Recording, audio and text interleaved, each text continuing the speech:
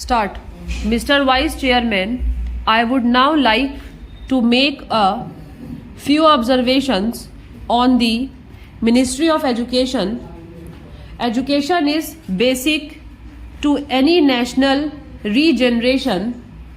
It is true that it does not bring any return as our other projects do, as for instance the steel projects or the irrigation projects do, but this is the investment that is designed to help building up of the human material.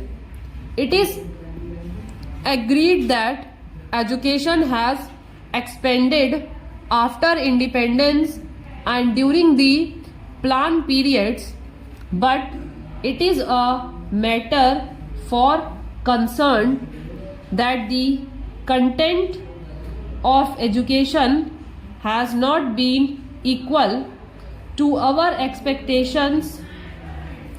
Even today, we are engaged in experimenting with all types of education from the basic stage up to the university level.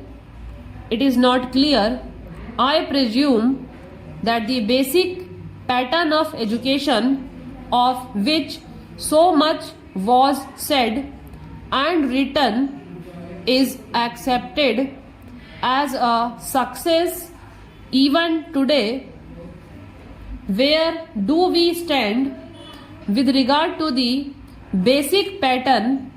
It seems to be the position that all arguments are in favor of that type of education, but all proof is against the success of such a type of education. Where does the government stand with regard to this type of education?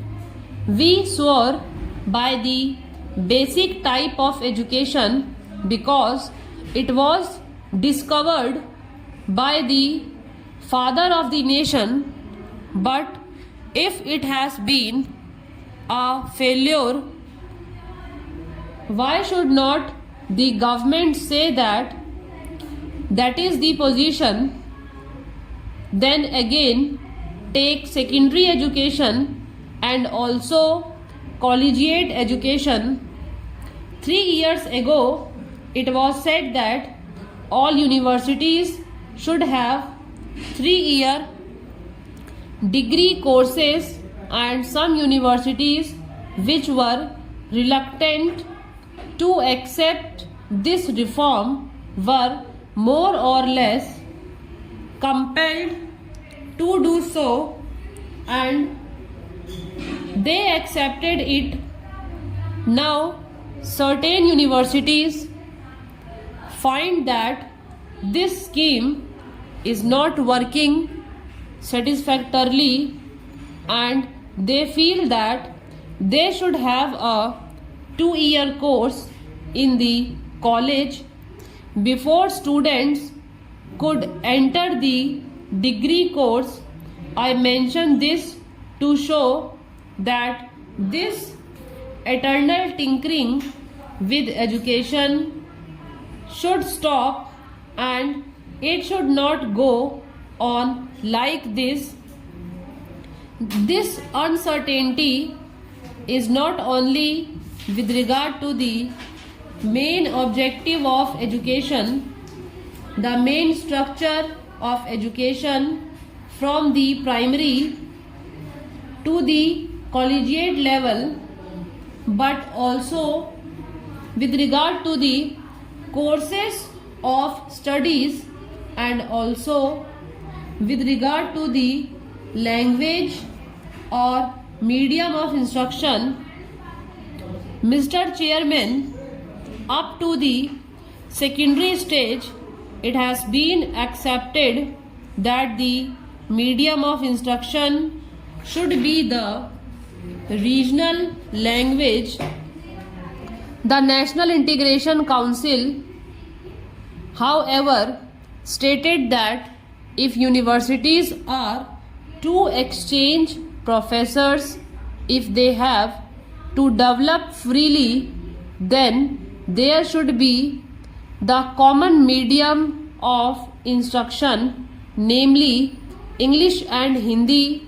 Now, at the latest National Integration Council meeting, we are told that the medium of instruction in the colleges should also be the regional language ultimately, and if that comes to pass, I ask, how will national integration be achieved? It is permissible to envisage a stage if the scheme of the National Integration Council is implemented, where different universities will have different media of instruction, and the men that will be drawn from these universities will have to man the judiciary of the land and the all India services, but they will not be able to serve in a state other than the one in which they were educated. How can integration be achieved? We are working at cross purposes. It is time that a high power body was appointed to hammer out a national scheme of education having integration as the basic aim, and to implement it systematically.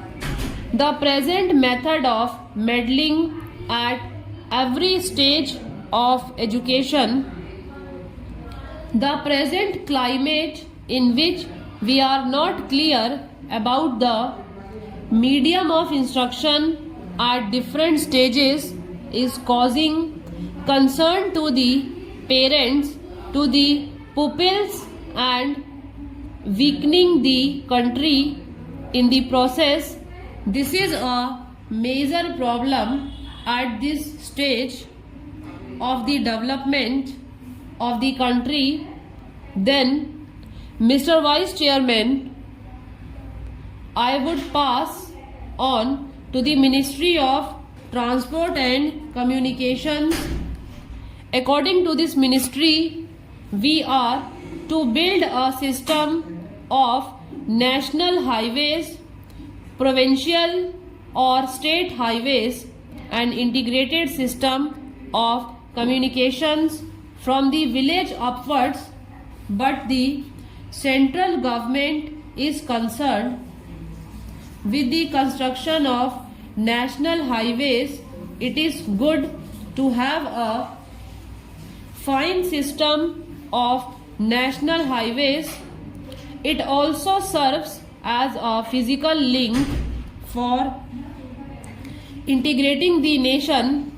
It is good, but this planning of construction of national highways without regard to the development of railways and the development of industries in the regions in which the highways are proposed to be constructed will be something beyond our means at the present moment. Assuming that we have a network of national highways, are they to be put to immediate use? Are they good investments unless you have industries, small, big or medium, coming along the highways? Unless they assume you a fair return for the investment, it is not desirable to have a system of highways for the sake of mere transport of passengers. In other words, we should have a scheme of priorities for the national highways so that they can be looked after.